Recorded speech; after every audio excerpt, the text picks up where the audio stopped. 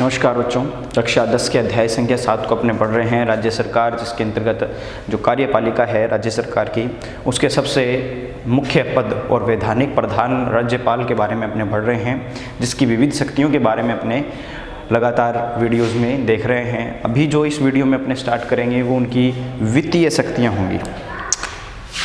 यानी इस वीडियो का जो टॉपिक होगा अपना वो है वित्तीय शक्तियों से स्टार्ट होगा। किसकी वित्तीय शक्तियां हैं? यह है राज्यपाल की। यानी राज्य में जो धन हेतु या वित्तीय कार्य किए जाते हैं उनमें राज्यपाल का किस प्रकार का हस्तक्षेप रहता है या क्या योगदान राज्यपाल का उसमें रहता है, इस चीज़ के बारे में अपने पढ़ेंगे। तो देखिए, जो वित्तीय शक्तियां हैं, राज्यपाल को कुछ वित्तीय शक्तियां प्रदान की गई हैं। राज्यपाल विधानसभा के अंतर्गत राज्यपाल की पूर्व स्वीकृति के बिना कोई भी धन विधेयक प्रस्तुत नहीं किया जा सकता। यानी वित्तीय शक्ति के अंतर्गत क्या है, राज्यपाल को यह महत्वपूर्ण शक्ति दी गई है। एक प्रकार से क्या महत्वपूर्ण शक्ति है कि जो कोई भी धन विधेयक है जो विधानसभा में प्रस्तुत किया जाना है, विधान परिषद में धन विधेयक प्रस्तुत नहीं होता है पहले, ठीक है।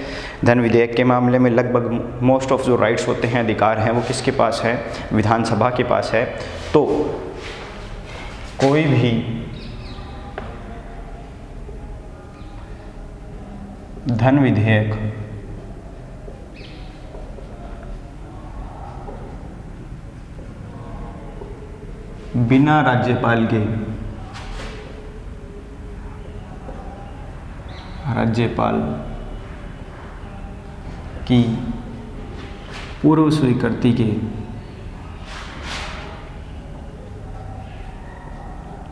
बिना राज्यपाल की पूर्व स्वीकृति के विधानसभा में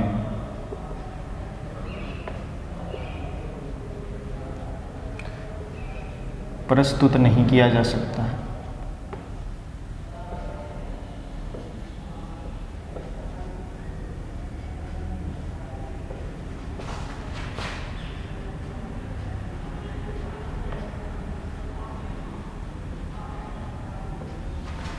ठीक है। यानी धन विधेयक प्रस्तुत कहाँ होना है, पास कहाँ से होना है, ये सारी शक्तियाँ विधानसभा के पास है। लेकिन प्रस्तुत कैसे होगा? यानी प्रस्तुत होगा तभी पास किया जा सकेगा। तो प्रस्तुत करने से पहले, यानी कोई भी धन विधेयक है उसको विधानसभा के सामने प्रस्तुत करने से पहले किसकी स्वीकृति लेनी होगी? हमें राज्यपाल की स्वीकृति अवश्य चाहिए होगी। इसके अलावा अगर बात करते हैं अपने, तो जो राज्यपाल है धन के या वित्तीय मामलों में, राज्यपाल जो है वह व्यवस्थापिका के समक्ष प्रति वर्ष बजट प्रस्तुत करवाता है और उसकी अनुमति के बिना किसी भी अनुदान की मांग नहीं की जा सकती है। ठीक है। दूसरा, राज्यपाल का क्या कार्य होता है? व्यवस्थापिका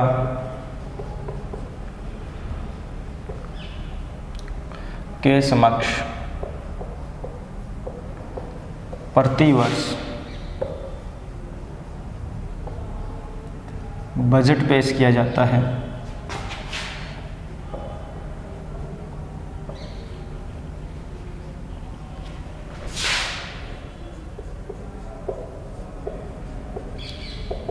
तथा बिना राज्यपाल की स्वीकृति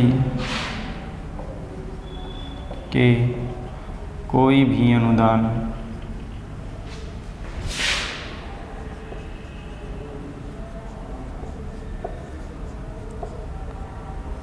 की मांग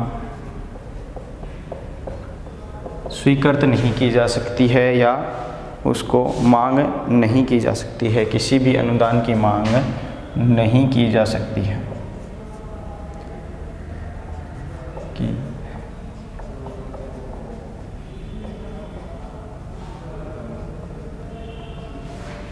ठीक है। तो यह मुख्य रूप से अधिकार रहता है वित्तीय रूप से। इसके अलावा राज्यपाल विधानमंडल के पूरक, अतिरिक्त तथा अधिक अनुदानों की भी मांग कर सकता है।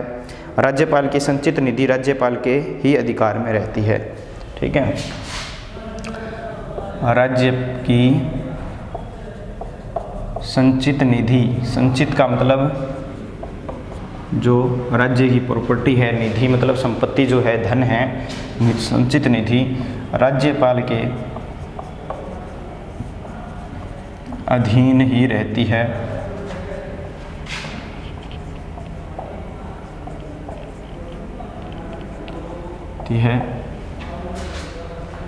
तथा राज्यपाल क्या कर सकता है, राज्यपाल विधानमंडल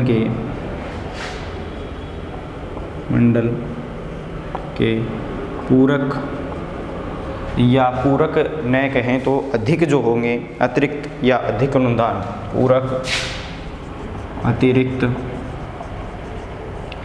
या अधिक अनुदान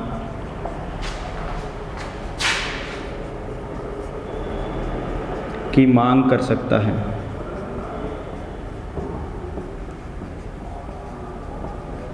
अब देखिए कि राज्य की संचित निधि जो है उसका राज्यपाल के अधीन रहती है, यानी एक प्रकार से वही अधिकारी है उसका, लेकिन राज्यपाल स्वयं के लिए या स्वयं के किसी निजी कार्य हेतु उस निधि का इस्तेमाल नहीं कर सकता है।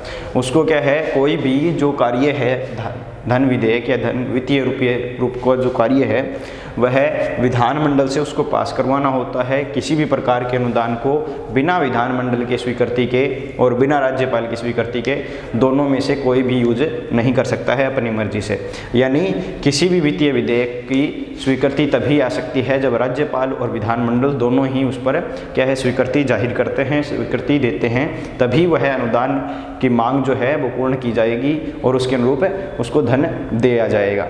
ठीक है, तो यह क्या है, वित्तीय शक्तियाँ थी राज्यपाल की, जिसमें सबसे महत्वपूर्ण शक्ति यह है कि जो कोई भी धन विधेयक है वो बिना राज्यपाल की स्वीकृति के कहाँ प्रस्तुत नहीं किया जा सकता है, विधानसभा में प्रस्तुत नहीं किया जा सकता है। यानी कोई धन विधेयक है वो विधानसभा में प्रस्तुत किया जाना है किसी अनुदान हेतु, तो उससे पहले क्या है, राज्यपाल की स्वीकृति लेनी होगी उस विधेयक के लिए। इसके अलावा जो व्यवस्थापिका है उसके सामने प्रतिवर्ष क्या है, बजट पेश किया जाता है। किसके द्वारा पेश किया जाता है, प्रत्येक वर्ष बजट जो है वो वित्त मंत्री प्रस्तुत करता है। उस राज्य का वित्त मंत्री विधानसभा के सामने धन विधेयक और बजट प्रस्तुत करने का कार्य जो होता है वह किसका रहता है,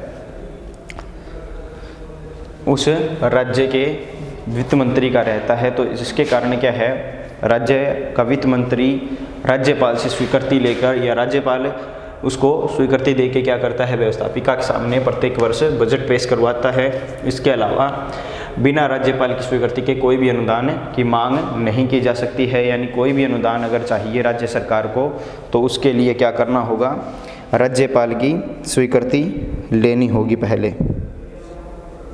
ठीक है, इसके बाद थर्ड पॉइंट जो आता है अपना, उसमें क्या है कि राज्य की जो जितनी भी संचित निधि है, ठीक है, उसका वैसे अधीन किसके अधीन रहती है, वह राज्यपाल के अधीन रहती है। तो राज्यपाल क्या है, विधानमंडल के पूरक, अतिरिक्त और इसके अलावा अधिक अनुदान की भी मांग कर सकता है। तो यह सारे अधिकार रहते हैं वित्तीय रूप से या वित्तीय शक्तियों के रूप में किसके पास, राज्यपाल के पास। ठीक है, अभी बात करेंगे अपने न्यायिक शक्तियाँ क्या क्या रहती है।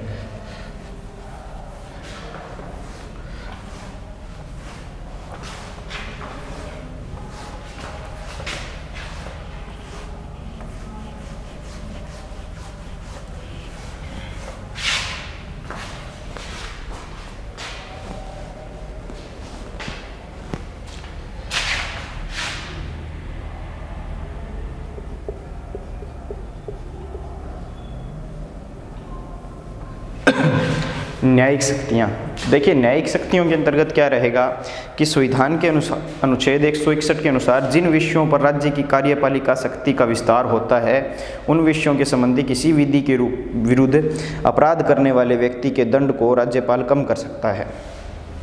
जो क्या रहती हैं, अनुच्छेद 161 के अनुसार, अनुच्छेद 161 के अनुसार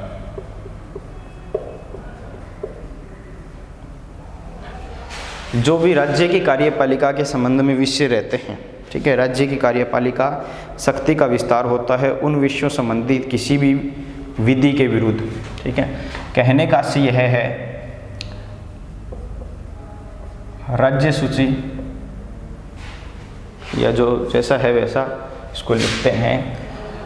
इसको समझा देता हूँ मैं कि जो कार्यपालिका है उसके पास जितनी भी उसकी शक्ति के विस्तार संबंधी जितने भी कानून राज्य को प्राप्त होते हैं, उन सभी कानूनों के विरुद्ध या उन सभी विधियों के विरुद्ध अगर कोई व्यक्ति अपराध करता है तो सिर्फ उन्हीं विधियों के विरुद्ध अगर कोई अपराध हुआ है तब उस प्रकार के अपराध की क्षमा या उसकी सज़ा कम करने का अधिकार किसके पास है? राज्यपाल को है, ठीक है। यानी कहने का आशय यह रहेगा कि राज्य की कार्यपालिका शक्ति का विस्तार जिन विषयों से होता है, जिन विषयों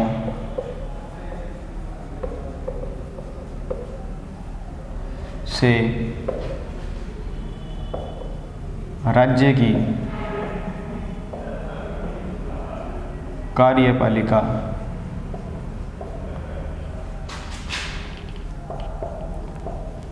शक्ति का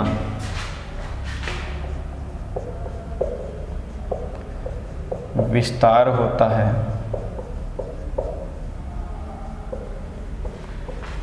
उन विषयों सिर्फ उन्हीं विषयों के संबंधी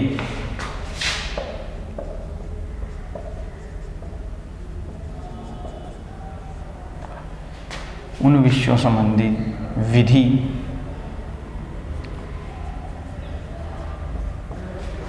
उन संबंधों के उन विषयों के संबंधित किसी विधि या कह सकते हो किसी कानून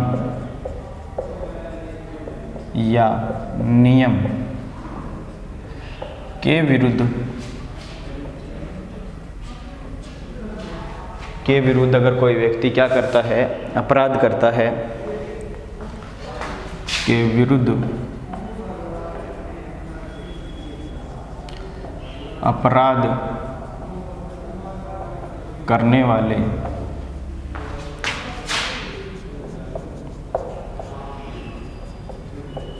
व्यक्ति या जो व्यक्ति हैं उन व्यक्तियों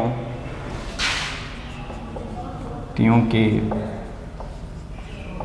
दंड की सज़ा, यानी जो उनको सज़ा के रूप में जो दंड दिया गया है या दंड को राज्यपाल कम कर सकता है, कम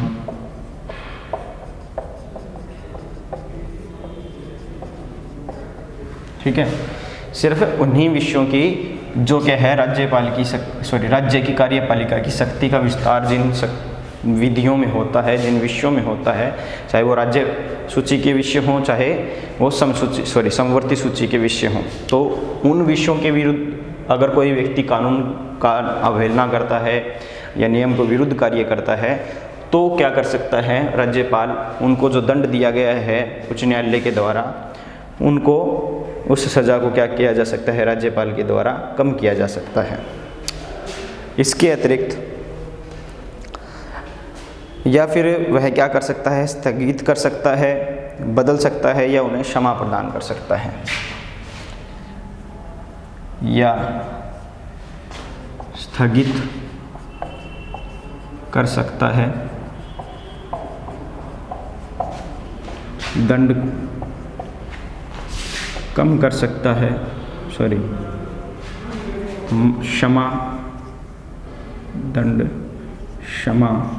दंड को क्षमा कर सकता है,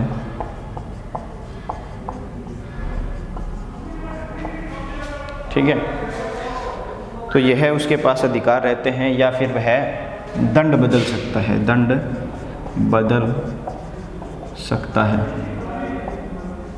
यह न्यायिक रूप से राज्यपाल के पास पावर्स रहती हैं। वह राज्य लोक सेवा आयोग का वार्षिक प्रतिवेदन और राज्य की आय व्यय के संबंध में महालेखा परीक्षक का प्रतिवेदन प्राप्त करता है और उन्हें विधानमंडल के समक्ष पेश करता है। यानी राज्य लोक सेवा आयोग का प्रतिवेदन है, चाहे महालेखा परीक्षक जो आयोग है उसका प्रतिवेदन है, वह उसको प्राप्त करता है और राज्य विधानमंडल के सामने उनको प्रस्तुत करता है। यह उसकी न्यायिक रूप से दूसरी शक्ति रहती है।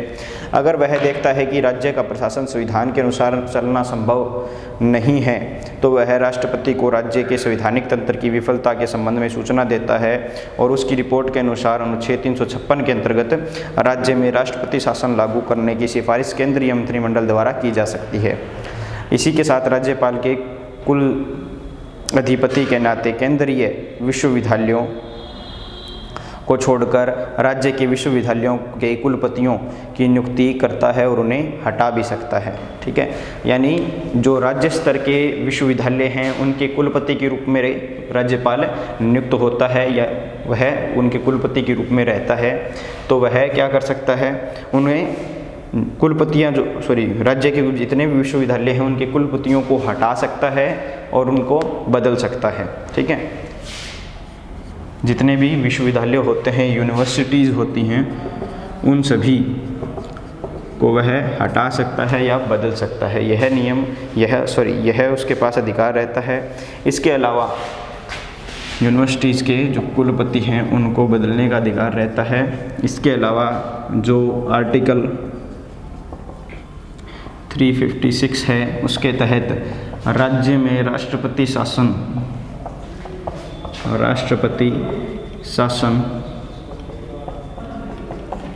लागू किया जाता है। उसकी सिफारिश भी कौन करता है? राज्यपाल करता है केंद्रीय मंत्रिमंडल को, और केंद्रीय मंत्रिमंडल फिर लिखित रूप से क्या है, राष्ट्रपति को इस प्रकार की सूचना प्रदान करते हैं और उनको कहते हैं कि वह इस प्रकार के कार्य को अपने हैंड ओवर करते हैं और वहाँ राष्ट्रपति शासन लागू किया जाता है, जिसके बारे में पिछले चैप्टर में हमने पढ़ा है ये पूरी प्रोसीजर। इसके अलावा विविध शक्तियाँ जो रहती हैं, जो इनके अलावा अन्य शक्तियाँ हैं, वह भी कुछ अन्य शक्तियाँ राज्यपाल के पास रहती हैं। अभी बात करते हैं राज्यपाल की स्थिति।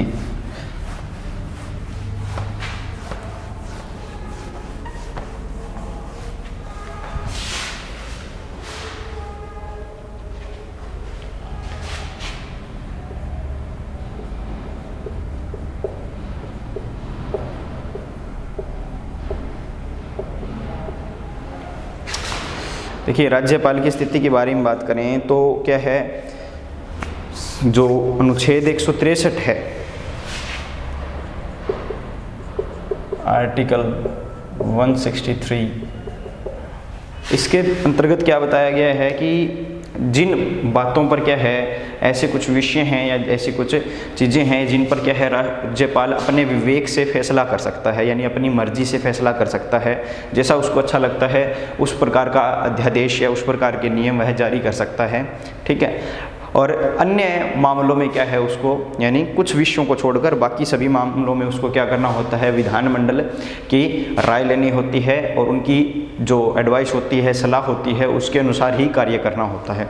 जैसा कि मैंने बताया था कि वैधानिक संविधान होता है, वास्तविक संविधान जो होता है मंत्रिपरिषद विधानमंडल का, तो उसके अनुरूप ही कार्य किया जाता है। लेकिन कुछ ही विषय ऐसे होते हैं जिन पर राज्यपाल अपने विवेक से कार्य या फैसले ले सकता है। जिन विषयों पर वह अपने विवेक से फैसला ले सकता है वह उसके अधिकार के अंतर्गत आते हैं। लेकिन क्या है, जो हमारे 4 स्टेट हैं, जम्मू कश्मीर, नागालैंड और सिक्किम,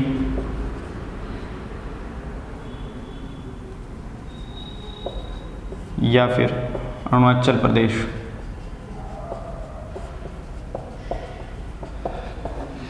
ये 4 स्टेट्स के अलावा राज्यपाल को सविवेक से फैसले के अधिकार नहीं है। इन 4 ही स्टेट्स में क्या है, अपनी विवेक से फैसले लिए जाते हैं राज्यपाल के द्वारा। ठीक है, विवेकात्मक शक्तियाँ क्या है, इन्हीं 4 राज्यों के राज्यपाल के पास हैं। संविधान में राज्यपाल को सविवेक की शक्तियाँ प्रदान नहीं की गई है, लेकिन संस्थात्मक शासन की परंपरा के अनुसार उससे यह आशा की जाती है कि वे संवैधानिक प्रधान के रूप में कार्य करें। और ऐसे कुछ अवसर होते हैं जहां वह अपने विवेक से फैसले ले सकते हैं, जिन अवसरों की बात अपने अभी करेंगे। जैसे अगर मान लीजिए विशेष परिस्थिति में मुख्यमंत्री का चयन करना है, विशेष परिस्थिति में मुख्यमंत्री का चयन,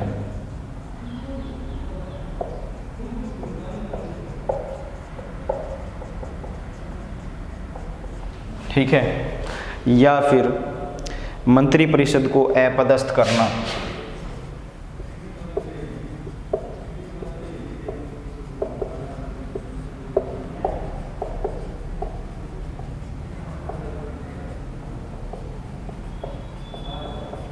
ठीक है, या फिर विधानसभा का अधिवेशन या सत्रावासन करवाना,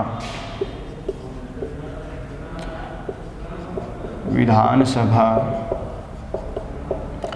का अधिवेशन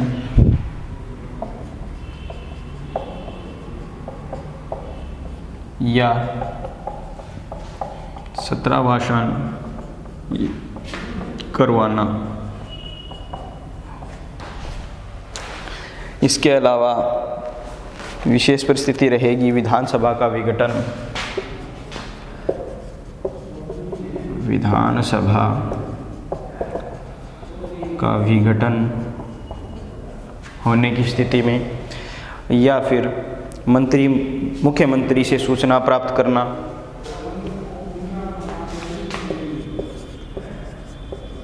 मुख्यमंत्री से सूचना प्राप्त करना,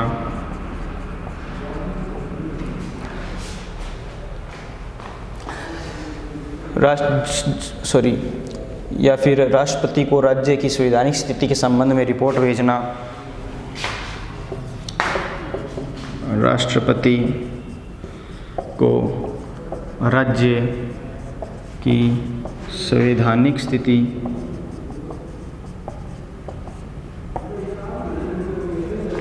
की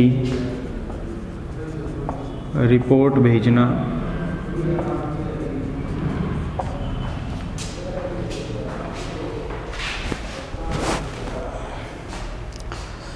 या फिर राज्य विधानमंडल द्वारा पारित किसी विधेयक को राष्ट्रपति की स्वीकृति हेतु भेजना, राज्य विधानमंडल हेतु पारित किसी विधेयक को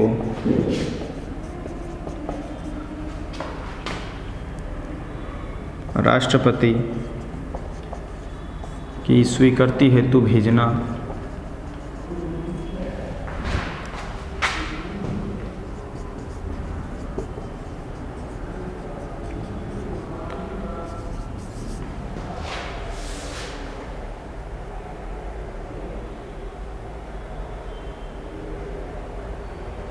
विधानमंडल द्वारा पारित किसी विधेयक को स्वीकृति न देकर उसे पुनर्विचार के लिए लौटाना और किसी अध्यादेश को प्रस्तुत करने से पूर्व राष्ट्रपति के अनुदेश की याचना करना। एक तो विधानमंडल के किसी विधेयक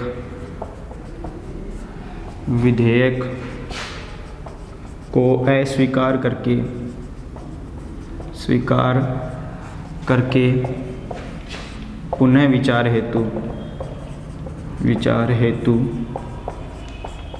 भेजना और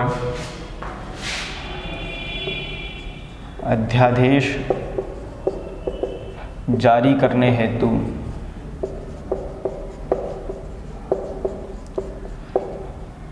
राष्ट्रपति के आदेश की याचना करना।